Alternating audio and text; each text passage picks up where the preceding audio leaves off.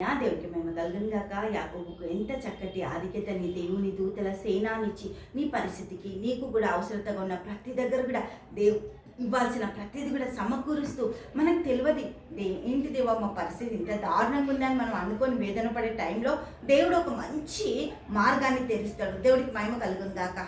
ఎంత భయపడిపోయి ఆడలిపోతున్న యాకోబుకు దేవుడు ఒక సైన్యాన్ని అనుగ్రహించిండు. దేవుడికి మహిమ కలుగునుగాక. ఆదికాండం 32వ అధ్యాయం 1వ వచనం చూస్తే యాకోబు తన త్రోవను వెలుచుండగా దేవదూతలు అతనిని ఎదుర్కొనిరి. దేవునికి స్తోత్రం.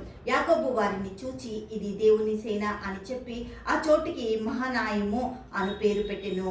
యాకోబు ఎదోము దేశమున అనగా శెయీరు దేశమందున్న తన సహోదరుడైన ఏశావు వద్దకు దూతలను తనకు ముందుగా పంపి ఆ పంపడానికి ముందుగానే దేవుడు ప్రొటెక్షన్ ఇచ్చేసిండు, కాపుదలు ఇచ్చిండు. మనం అనుకుంటాం అయ్యో మా పరిస్థితి ఎంత దారుణంగా ఉంది, అయ్యో మాకు ఏ సహాయం లేదు, ఎక్కడి నుంచి మా జీవితాలకు ఒక ఆధారం లేదు, అసలు ఏంటి ప్రభు అని మనం ఆలోచించేటప్పుడు దేవుడు అంటాడు నీకు ఇచ్చిన షెల్టర్ గొప్పది, నీకు ఇచ్చిన సహాయము గొప్పది, దాని పట్ల నువ్వు కృతజ్ఞత కలిగి ఉన్నప్పుడు దేవుడు నీకు ఇంకా విస్తారమైన ద్వారాలు తెరవబోతుండు. దేవుడికి మహిమ కలుగును గాక. ఆయన ద్వారం తెరిస్తే ఎవ్వరు ముయ్యలేరు.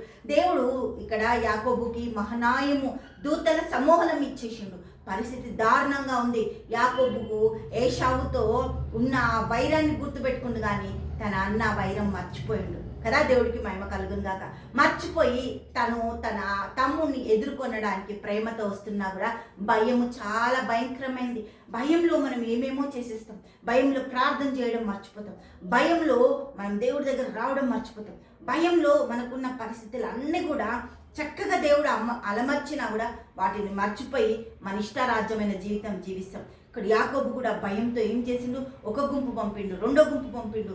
ఆ 2-3 గుంపులు పోయినా కూడా ఒకవేళ నా పిల్లలకి ఎట్లా పరిస్థితి అని బాధపడ్డప్పుడు దేవుడు యాకోబుకి మహనాయము అనే సైన్యాన్ని ఇచ్చిండు.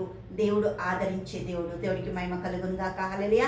తండ్రి యేసునికి మన స్తోత్రాలు గొప్పది అద్భుతంగా ఆశ్చర్యకనికి స్తోత్రాలు చేసా. ప్రతి కుటుంబం దీవించు, ఆశీర్వదించు, నీ దయచే ప్రభా. నీ బిడ్డలని నా తండ్రి నీ ప్రేమతో నడిపిస్తున్నందుకు వందనాలు స్తోత్రాలు చెల్లిస్తున్నాం. అన్ని రంగాల్లో ఆశీర్వదించండి తండ్రి. యేసు నామంలో ప్రార్థిస్తున్నాము తండ్రి. ఆమేన్, ఆమేన్, ఆమేన్.